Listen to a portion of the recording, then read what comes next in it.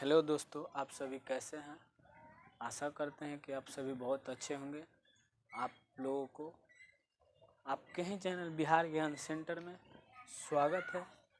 आज हम लेकर के आए हैं जो पिछले वीडियो बनाए थे संस्कृत का मंगलम पाठ, उसी का नोट्स है और आज हम लोग जानेंगे। और इससे जो यहाँ पे नोट्स लिखवाया जा रहा है, इससे बाहर एग्ज़ाम में क्वेश्चन नहीं पूछेगा। और इस आप लोग बोलिएगा तो ऑब्जेक्टिव भी बना देंगे, क्योंकि इससे जितना नोट्स लिखवाएंगे इससे ज़्यादा ऑब्जेक्टिव नहीं पूछ सकता है। समझ में आया कि नहीं? तो चलते हैं आगे की ओर। और पिछले वीडियो में बोले थे हम लोग क्रॉस कोर्स नहीं होता है, सॉरी आप लोग से हम क्षमा चाहते हैं। क्रैश कोर्स होता है और क्रैश कोर्स का मतलब ही होता है मतलब सटीक, जो एग्ज़ाम के लिए हो।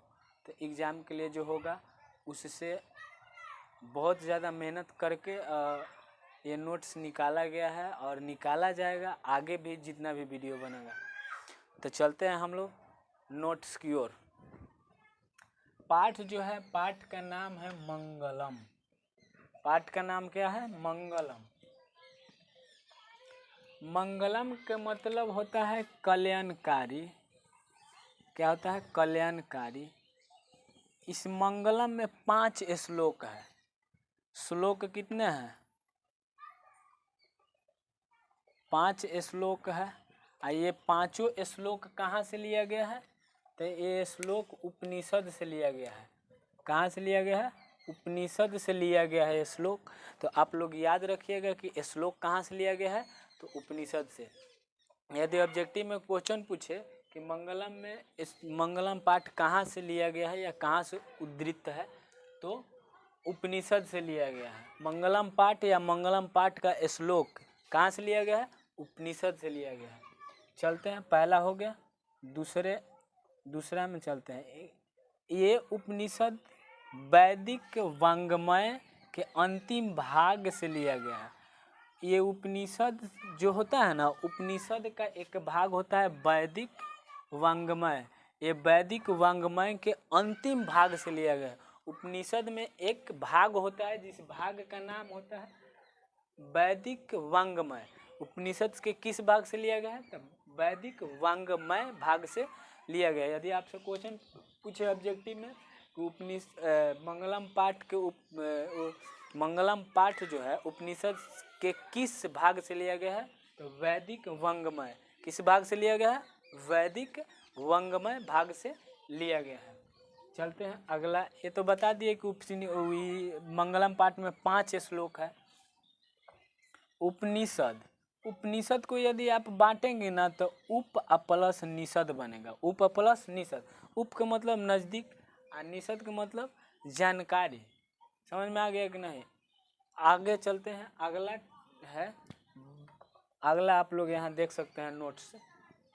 चौथा मतलब नोट्स कि ब्रह्म ज्ञान संबंधित जो सद्ज्ञान सुना गया, ये मंगलम पाठ है क्या?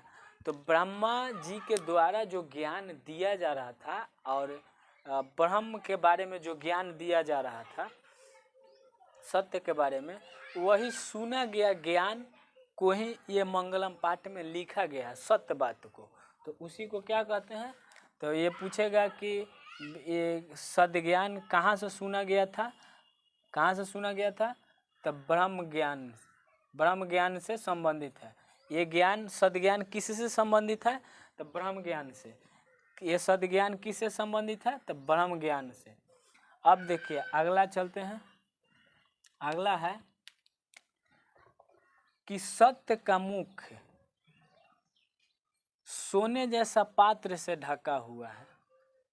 मतलब जो सत्य है उसका मुख किससे ढका हुआ है? सोने जैसा पात्र से ढका हुआ है। यदि आप लोगों से यदि क्वेश्चन पूछेगा कि सत्य का मुख किससे ढका हुआ है, तो सोने जैसा पात्र से ढका हुआ है। सत्य का मुख किससे ढका हुआ है? सोने जैसा पात्र से ढका हुआ है। किससे ढका हुआ है? सोने जैसा पात्र से ढका हुआ है। ऑब्जेक्टिव में दे देगा कि निम्नलिखित में से सत्य का मुंह किससे ढका हुआ है, तो सोने जैसा पात्र से ढका हुआ है। चलते हैं अगले की ओर। अगला है कि सत्य धर्म की प्राप्ति, सत्य धर्म की प्राप्ति कैसे किया जा सकता है। यदि ऐसा क्वेश्चन पूछे तो सत्य धर्म की प्राप्ति मोह माया त्याग कर तभी सत्य की प्राप्ति होगी। मन से मोह माया को त्याग देना पड़ेगा। किसी से? मन से मोह माया को त्याग करके ही सत्य धर्म की प्राप्ति की जा सकती है। यदि क्वेश्चन पूछे कि सत्य धर्म की प्राप्ति कैसे की जा सकती है, तो मन से मोह माया को त्याग कर। चलते हैं अगला। अगला है कि आत्मा कहाँ रहता है। आत्मा जो है कहाँ रहता है, तो आत्मा कहाँ रहती है होगा। आत्मा कहाँ रहती है, तो हृदय में। हृदय में आत्मा वास करती है।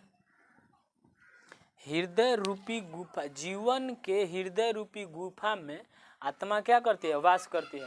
तो आपसे यदि ऑब्जेक्टिव क्वेश्चन पूछे कि आत्मा कहाँ विद्यमान रहती है या कहाँ रहती है, तो हृदय में रहती है या हृदय रूपी गुफा में रहती है। आत्मा कहाँ रहती है, हृदय रूपी गुफा में रहती है।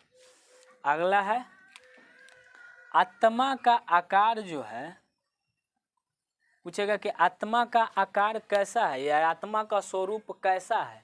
तो आत्मा का स्वरूप अणु, अणु मतलब कण, अणु मतलब कण, कण अणु से भी सूक्ष्म मतलब अणु से भी छोटा। एक जो होता है ना कण, छोटा कण जो धूल कण होता है उससे भी छोटा है। किसका आकार, आत्मा का। तो पूछेगा कि आत्मा का स्वरूप कैसा है, तो अणु से भी छोटा है मतलब बहुत छोटा है। समझ में आया कि नहीं। चलते हैं आगे। अगला है नदियाँ किसमें मिलकर नाम, नाम और रूप को भूल जाती है। नदियाँ किसमें मिलकर नाम और रूप को भूल जाती है, तो समुद्र में। आप लोग टिक मारेंगे समुद्र में, या क्वेश्चन दे देगा कि नदियाँ अपने नाम और रूप को खो देती है कब। तो नदियाँ अपने नाम और रूप को भूल जाती है या खो देती है समुद्र में मिलने के बाद। देखिएगा जितना भी नदी है समुद्र में मिलता है ना, तो समुद्र कहलाता है। मान लीजिए कि हिंद महासागर में जाकर मिल गया, तो वो थोड़ी उसमें पहचान आएगा कि गंगा नदी है या ब्रह्मपुत्र है या महानदी है या कावेरी है, कौन सा नदी है नहीं पहचान में आएगा, वो सिर्फ समुद्र कह सकते हैं। तो नदियाँ अपने नाम और रूप को किस में मिलकर भूल जाती है, खो देती है, तो समुद्र में। समुद्र में मिलकर नदियाँ अपने नाम और रूप को खो देती है। किनकी जय होती है, मतलब किनकी जय होती है मतलब जीत होती है, तो सत्य की जीत होती है। किनकी जीत होती है, सत्य की। सत्य मतलब सच।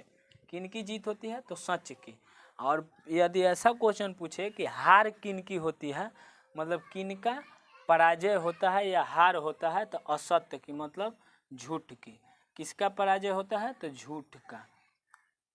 झूठ का, झूठ का क्या होता है, हार होता है या पराजय होता है। समझ में आया कि नहीं। अब अगले टॉपिक की ओर चलते हैं। अगला है देवता किनकी गुणगान गाते हैं। अच्छा सही, एकदम सिंपल सा बात है। भगवान किनका गुणगान गाएंगे, जो सत्य बोलेगा। सत्य बोलेगा वही परम पिता परमेश्वर तक जा सकता है। और सत्य ही एक ऐसा रास्ता है जो परम पिता परमेश्वर तक ले जा सकता है, जहाँ से मोक्ष की, लोग कहते हैं मोक्ष की प्राप्ति होगी। तो मोक्ष की प्राप्ति सत्य के राह पर चल कर ही होगी। यहाँ पे दिया हुआ है देवता किनकी गुणगान गाते हैं। ऐसा क्वेश्चन पूछे कि देवता किनकी गुणगान गाते हैं, क्या गुणगान, गुणगान किनकी गाते हैं, तो देवता गुणगान सत्य की गाते हैं। जो सत्य होता है उसी का गुणगान देवता लोग गाते हैं।